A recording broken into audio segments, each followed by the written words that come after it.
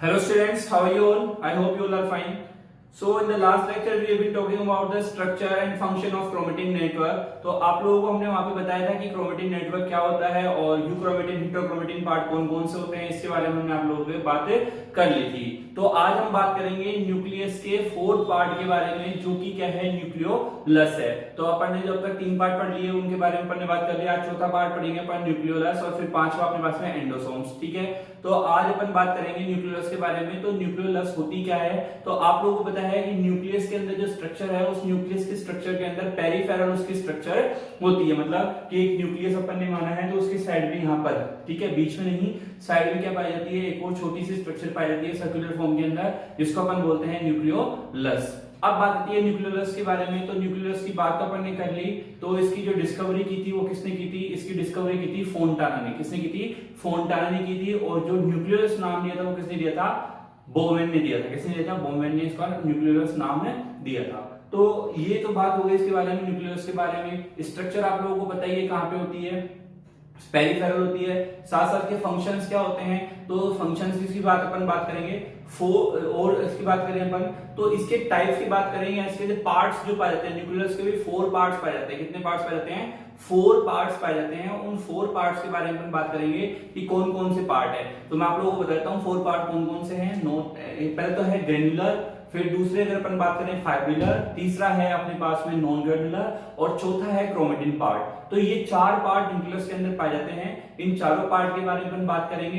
तो और इसके साथ साथ इससे डायग्रामेटिकल रिप्रेजेंटेशन को भी देखेंगे कैसे दिखती है। तो चलिए शुरू करते हैं। So this is nucleolus discovered by Fontana in 1781। ये आप लोगों को बताया। नेक्स्ट है कि इसकी जो नेमिंग की थी वो की थी बोवेन ने 1840 के अंदर। ठीक है, तो नेमिंग तो किसने किया है, बोवेन ने, और डिस्कवर किसने किया है, फोंटाना ने। ये आपको याद रखना है, ईयर आपके सामने यहाँ पर बता दिए गए हैं। नेक्स्ट है कि न्यूक्लियोलस गॉट वेनिश्ड इन लेट प्रोफेज और early metaphase and shows again in telophase. देखिए आप लोगों को याद होगा कि जब अपन सेल डिवीजन पढ़ते हैं तो सेल डिवीजन के अंदर यहाँ पे आपकी न्यूक्लियोलस है। तो न्यूक्लियोलस क्या होती है कि आपकी जो लेट प्रोफेज का मतलब हो गया कि प्रोफेज, मेटाफेज, एनाफेज और टेलोफेज। ठीक है, ये 4 फेजेस है अपने पास में। तो प्रोफेज की भी 3 स्टेज होती हैं, अर्ली, मिड और लेट। ठीक है, जिसकी भी लेट होती है वो आगे आने वाली अर्ली से सिमिलरिटी रखती है। जैसे कि अगर अपन देखें कि अपने पास में प्रोफेज है, ठीक है, और ये प्रोफेज और मेटाफेज है। ठीक है, तो प्रोफेज के 3 पार्ट है, अर्ली, मिड और लेट। तो ये वाला लेट मेटाफेज के अर्ली दोनों के सिमिलरिटी रखता है, क्योंकि बहुत कम टाइम होता है इन चीज की स्टडी करने के लिए अपने पास में। तो इन दोनों के अंदर सिमिलरिटी पाई जाती है। अगले आने वाले का अर्ली और पहले वाले का लेट लगभग सिमिलरिटी उससे भरा हुआ होता है। मतलब दोनों के अंदर सिमिलरिटीज होती हैं।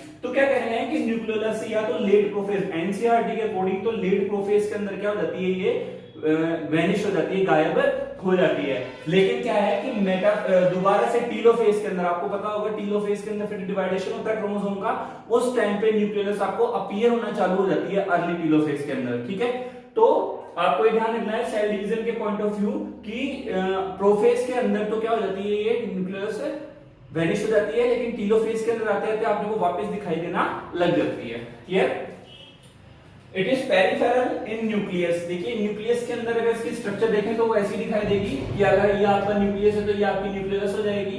नेक्स्ट है it is related with heterochromatin part. देखिए आपके पास में 2 पार्ट पढ़े थे अपन ने, हेटेरोक्रोमेटिन और यूक्रोमेटिन। तो ये किससे रिलेटेड है, ये हेटेरोक्रोमेटिन पार्ट से रिलेटेड होती है। क्लियर?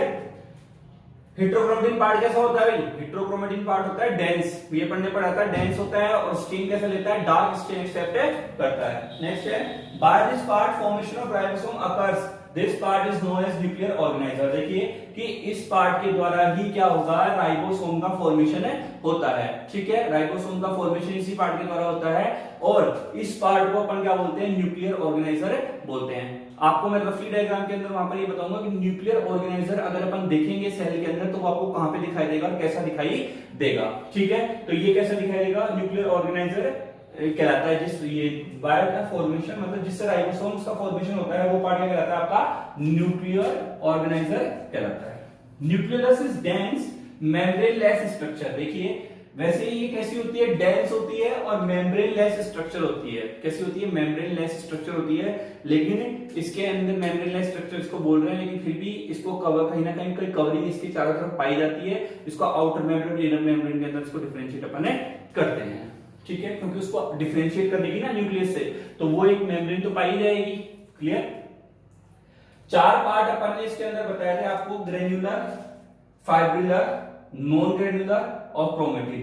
इन चारों पार्ट की अपन क्या करेंगे, बात करेंगे कि कौन कौन से पार्ट कहां कहां पे प्रेजेंट है और ये कर क्या क्या रहे हैं। क्लियर। देखिए फर्स्ट अपने पास में है ग्रेन्युलर पार्ट। तो ग्रेन्युलर पार्ट की अगर अपन बात करें तो ऑब्वियसली ग्रेन्युलर पार्ट नाम आ रहा है, इट मींस इसके पास में क्या प्रेजेंट है, ग्रेन्यूल्स प्रेजेंट है। क्या प्रेजेंट है, ग्रेन्यूल्स प्रेजेंट है होती हैं।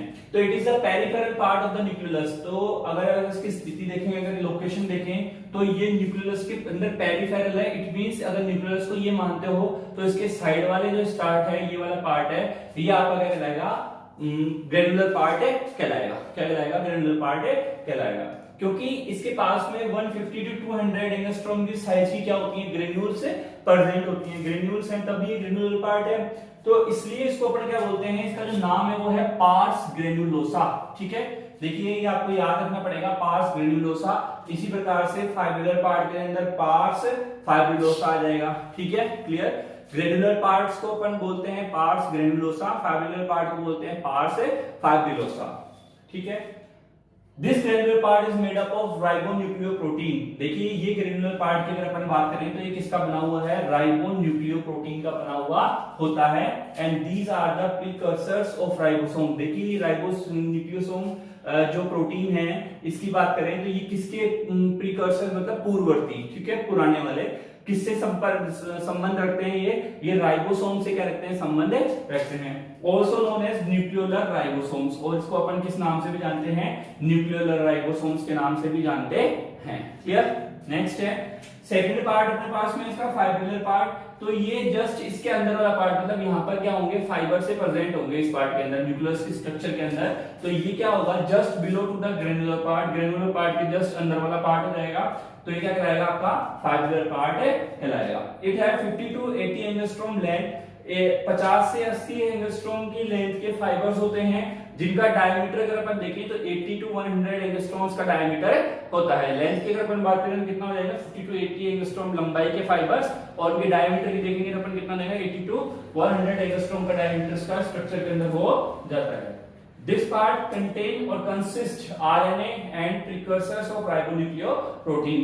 इस पार्ट के पास में क्या पाई जाती है, RNA पाए जाते हैं, और वही राइबोन्यूक्लियोप्रोटीन के जो पूर्ववर्ती चीजें होती हैं वो इसके अंदर पाई जाती है। प्रीकर्सर्स का मतलब होता है कि उससे पहले वाली स्ट्रक्चर या उससे पहले बनी हुई कोई स्ट्रक्चर, उसको अपन बोलते हैं प्रीकर्सर्स। ठीक है, प्रीकर्सर्स। क्लियर। देखिए जैसे ये पार्स ग्रेन्युलोसा कहलाता है, ऐसे ये पार्ट क्या कहलाएगा, आपका पार्स फाइब्रिलोसा कहलाएगा। क्लियर। इसके बारे में अपन बात करेंगे, इसके थर्ड पार्ट के बारे में।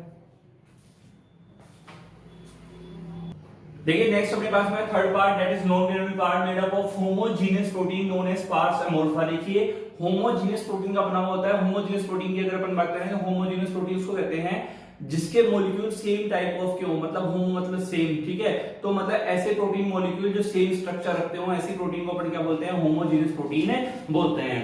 ठीक है, इस पार्ट को अपन क्या बोलेंगे, पार्स अमोर्फा, इस पार्ट को अपन बोलेंगे। It consist some granules and fibres. देखिए अब यहाँ पर वैसे तो नॉन ग्रेन्यूल पार्ट है, लेकिन फिर भी इसके अंदर कुछ ग्रेन्यूल्स पाई जाती हैं और फाइबर्स भी क्या होते हैं इसके अंदर कंटेन होते हैं। मतलब एक्चुअल के अंदर देखा जाए तो ग्रेन्युलर पार्ट और फाइब्रिलर पार्ट दोनों का मिक्सअप होता है। ये पार्ट ग्रेन्युलर पार्ट और फाइब्रिलर पार्ट का दोनों क्या होता है, मिक्सअप होता है। इसलिए इसके अंदर दोनों चीजें पाई जाती हैं, ग्रेन्यूल्स भी पाई जाती हैं, इसके अंदर क्या पाए जाते हैं, फाइबर्स भी पाए जाते हैं। नेक्स्ट है अपने पास में fourth and last, that is chromatin part. It है DNA in there maximum part. Chromatin part की अगर अपन बात करें तो इसके मैक्सिमम पार्ट के अंदर क्या पाया जाता है, डीएनए पाया जाता है। क्या पाया जाएगा, डीएनए इसके मैक्सिमम पार्ट के अंदर पाया जाता है। नेक्स्ट है नोन एज पार्स क्रोमोसोमा। इस पार्ट को अपन क्या बोलेंगे, पार्स क्रोमोसोमा। देखिए आपको पार्स ध्यान रखना है, बाकी सबके नाम के अकॉर्डिंग आप क्या कर लोगे, अब अगर लास्ट वर्ड आप ले लीजिए, यहां पर बस आपको ध्यान रखना है कि एमोर्फा आएगा नॉन ग्रेनुलर पार्ट के अंदर। डिवाइड इनटू टू पार्ट, दो पार्ट के अंदर डिवाइड किया गया है, एक तो पेरीन्यूक्लियर और एक इंट्रान्यूक्लियर। पेरीन्यूक्लियर जो पार्ट होता है it is outer thin part which contain pores. ये पेरीन्यूक्लियर पार्ट क्रोमेटिन का वो पार्ट है जो बाहर का पार्ट है, थिन पार्ट होता है, और साथ ही साथ क्या रखता है, छोटे छोटे पोर्स भी अपने अंदर रखता है। क्लियर। जबकि इंट्रान्यूक्लियर की अगर अपन बात करें तो ये इंटरनल पार्ट है, अंदर वाला पार्ट है, और ये अपनी ही स्ट्रक्चर के अंदर क्या बनाते हुए पाया जाता है, सेप्टा। सेप्टा का मतलब होता है कि इस प्रकार से अगर अपन कोई चीज देखें, जैसे कोई चीज है ये पूरी कंप्लीट है और उसको अगर अपन डिवाइड करते हुए देखें तो ये सेप्टा बोले जाते हैं, पट्ट बोलते हैं इसको अपन। जैसे अपने घर के या मकान के अंदर जो अपने गेट होते हैं उसको अपन क्या बोलते हैं, है ना, वो जैसे वो गेट होते हैं उसी प्रकार से ही क्या हो गए आपके सेप्टा, सेप्टा बनाते हुए पाया जाता है। ठीक है, क्लियर। अब बात करते हैं इसके फंक्शंस के बारे में और इसके स्ट्रक्चर के बारे में। ये है फंक्शंस ऑफ न्यूक्लियस। तो फंक्शन ऑफ न्यूक्लियस की अगर अपन बात करें तो अपने पास में मेन फंक्शन कौन कौन से हैं, कि main function the formation of ribosomal सब यूनिट। तो राइबोसोम्स की जो सब यूनिट है छोटी छोटी सी जो अपन ने पढ़ी थी राइबोसोम स्ट्रक्चर के अंदर, तो वो राइबोसोम स्ट्रक्चर के अंदर जो सब यूनिट अपन ने पढ़ी है उसके फॉर्मेशन के अंदर कौन पार्टिसिपेट करता है, न्यूक्लियस पार्टिसिपेट करता है। नेक्स्ट है it stores the ribosomal protein. Ribosomal protein के स्टोरेज के अंदर भी क्या करता है, ये काम है करता है। कौन करता है, ये न्यूक्लियस करता है। ठीक है। Next it help in cell division. देखिए सेल डिवीजन के अंदर भी ये हेल्प करता है। कैसे करता है, यहाँ पे नोट डाल के बताया है कि अगर सेल डिवीजन के टाइम पे न्यूक्लियस क्या हो जाए, डिस्ट्रॉय हो जाए, न्यूक्लियस क्या हो जाए, डिस्ट्रॉय हो जाए, तो सेल डिवीजन क्या हो जाएगा आपका, रुक जाएगा। सेल डिवीजन क्या होगा आपका, रुक जाएगा। क्लियर। तो अगर मान लीजिए कोई भी न्यूक्लियस अगर सेल डिवीजन हो रहा है उस टाइम पे अगर न्यूक्लियस क्या हो जाती है, किसी भी कारण से डिस्ट्रॉय हो जाए या उस न्यूक्लियस को अपन निकाल लें, है ना, किसी भी कारण से अगर न्यूक्लियस को हटा दिया जाए, ठीक है, या वो खुद भी सेल्फ क्या हो जाए, डिस्ट्रॉय हो जाए, तो उस टाइम पर सेल डिवीजन रुक जाएगा। तो अगर सेल डिवीजन रुक जाएगा इसका मतलब जेनेटिक इंफॉर्मेशन जो ट्रांसफर हो रही है वो भी क्या हो जाएगी, रुक जाएगी। क्योंकि सेल डिवीजन जब हो रहा है इट मींस एक सेल से नई सेल बन रही है, तो जब एक सेल से नई सेल बन रही है तो उसका ट्रांसफॉर्मेशन हो रहा है वो भी क्या हो जाएगा आपका, रुक जाएगा। नेक्स्ट है work as mediator in transfer of genetic information. Mediator के रूप में काम करती है जेनेटिक इंफॉर्मेशन के ट्रांसफर में। मतलब कि जेनेटिक इंफॉर्मेशन जो भी है उसके अंदर वो सारी ट्रांसफर करनी है अपने को, तो उस पे कौन पार्टिसिपेट कर रहा है, न्यूक्लियस काम कर रही है, एज ए मीडिएटर काम कर रही है, एज ए मीडिएटर काम कर रही है। मतलब अगर ये नहीं है और ये सेल डिवीजन रुक रहा है तो ऑब्वियसली क्या हो गई है, मीडिएटर हो गई है। Clear. The structure of nucleus. तो स्ट्रक्चर ऑफ न्यूक्लियस की अगर अपन बात करें तो आप लोगों को बताया था मेम्ब्रेन लेस स्ट्रक्चर होती है, लेकिन फिर भी कि अगर अपन इसकी कवरिंग की बात करें तो आपके पास न्यूक्लियस है, तो न्यूक्लियस के अंदर अगर उसको अपन साइड में मांगे चलते हैं तो कोई ना कोई कवरिंग तो है जो उसको न्यूक्लियस से थोड़ा सा अलग करती है। तो वो कवरिंग कौन सी है, वो कवरिंग हो गई आपके आउटर मेम्ब्रेन और इनर मेम्ब्रेन। तो आउटर मेम्ब्रेन और इनर मेम्ब्रेन जो बाहर की तरफ ये वाली आपको दिखाई दे रही है आउटर मेम्ब्रेन है, ये इनर मेम्ब्रेन है। अब बात करते हैं इसके, अपन ने चार पार्ट की बात की थी, कौन कौन से, अपन ने बात की थी ग्रेनुलोसा की, फाइब्रोसा की और एमोर्फा की। ठीक है, तो ये अपने पास में पार्ट है और चौथा था क्रोमेटिन पार्ट। ठीक है, तो अपने को तीन पार्ट यहाँ पे दिखाई दे रहे हैं। तो फर्स्ट अगर अपन बात करें ग्रेनुलोसा पार्ट की, तो अपन ने बताया था पेरिफेरल स्ट्रक्चर होती है, मतलब कि अगर अपने पास में न्यूक्लियस है तो न्यूक्लियस के साइड वाले पार्ट के अंदर क्या होती है, प्रेजेंट होती है। तो अब देखिए कि इस स्ट्रक्चर के अंदर आपको दिखाई दे रहा है, तो इसका पेरिफेरल पार्ट कौन सा है, ये जो अपन ने रेड डॉटेड जो स्ट्रक्चर बनाई है ग्रेन्यूल्स वाली, ये इसका कौन सा है, पेरिफेरल पार्ट है न्यूक्लियस का, जिसको अपन ने क्या बोला है, पार्स ग्रेनुलोसा। क्योंकि इसके अंदर क्या प्रेजेंट है, बहुत सारी ग्रेन्यूल्स प्रेजेंट है, इसलिए इसको अपन ने क्या बोला है, पार्स ग्रेनुलोसा। अब अपन ने बताया था कि पार्स ग्रेनुलोसा के जस्ट बिलो या अंदर की ओर क्या होती है, पार्स फाइब्रोसा होती है। तो फाइब्रोसा के अंदर होता क्या है कि फाइब्रोसा या फाइब्रोसा के अंदर होता क्या है कि उसके अंदर फाइबर लाइक स्ट्रक्चर प्रेजेंट होती है। तो अब देखिए यहाँ पर ये ग्रेन्यूल वाली स्ट्रक्चर हो गई जिसको अपन ने पार्स ग्रेनुलोसा बोला। इसके जस्ट अंदर मैं ये वाली स्ट्रक्चर की बात करूं, अपने ब्लू कलर से यहाँ पे ये फाइबर से शो कर रखे हैं, तो जहां पर फाइबर्स प्रेजेंट है इस पार्ट को अपन क्या बोलेंगे, पार्स फाइब्रोसा बोलेंगे। क्या बोलेंगे, पार्स फाइब्रोसा या पार्स फाइब्रिलोसा। ठीक है, क्लियर। नेक्स्ट है अपने पास में थर्ड जो पार्ट है वो ये हो गया पार्स एमोर्फा। पार्स एमोर्फा वाले पार्ट के अंदर बताया था कि ये नॉन ग्रेन्युलर पार्ट होता है, लेकिन फिर भी इसके अंदर छोटी छोटी ग्रेन्यूल्स और फाइबर्स दोनों ही क्या होते हैं, प्रेजेंट होते हैं। छोटे छोटे ग्रेन्यूल्स और फाइबर दोनों प्रेजेंट होंगे। इट मींस ये देखिए कि यहाँ पर ये ग्रेन्यूल्स है रेड कलर की, तो ग्रेन्यूल्स बना दिए अपन ने, ब्लू कलर के छोटे छोटे क्या बना दिए, फाइबर से बना दिए। इस वाले पार्ट को अपन ने क्या बोल दिया, पार्स एमोर्फा बोल दिया। तो इसकी थ्योरेटिकल बात अपन ने लास्ट लेक्चर उसमें थोड़ा पहले अपन ने बता ही दिया था, तो ये क्लियर है यहाँ पर। नेक्स्ट अपन बात कर रहे हैं किसके बारे में, मैट्रिक्स। तो ऑब्वियसली बात है, मैट्रिक्स को बोलते हैं कि जो लिक्विड फ्लूइड किसी भी चीज के अंदर भरा हुआ होता है, मिड के अंदर या उस पूरी सेल के अंदर या सेल ऑर्गेनल के अंदर, उस पार्ट को अपन बोलते हैं मैट्रिक्स। तो इसके बीच में ये जो अपन ने ब्लैक डॉटेड स्ट्रक्चर बनाई है, इसको अपन क्या बोलते हैं, मैट्रिक्स बोलते हैं। क्लियर। बार बार जो एक चीज यहाँ पर अपन पढ़ रहे हैं, वो पढ़ रहे हैं राइबोन्यूक्लियोप्रोटीन के बारे में, कि राइबोन्यूक्लियोप्रोटीन अपन पढ़ रहे हैं। तो वो राइबोन्यूक्लियोप्रोटीन के भी कुछ पार्टिकल्स क्या होते हैं इसके अंदर प्रेजेंट होते हैं। एक पार्टिकल यहाँ है, यहाँ पर है, यहाँ पर है, इस पूरी के अंदर इस प्रकार से बिखरे हुए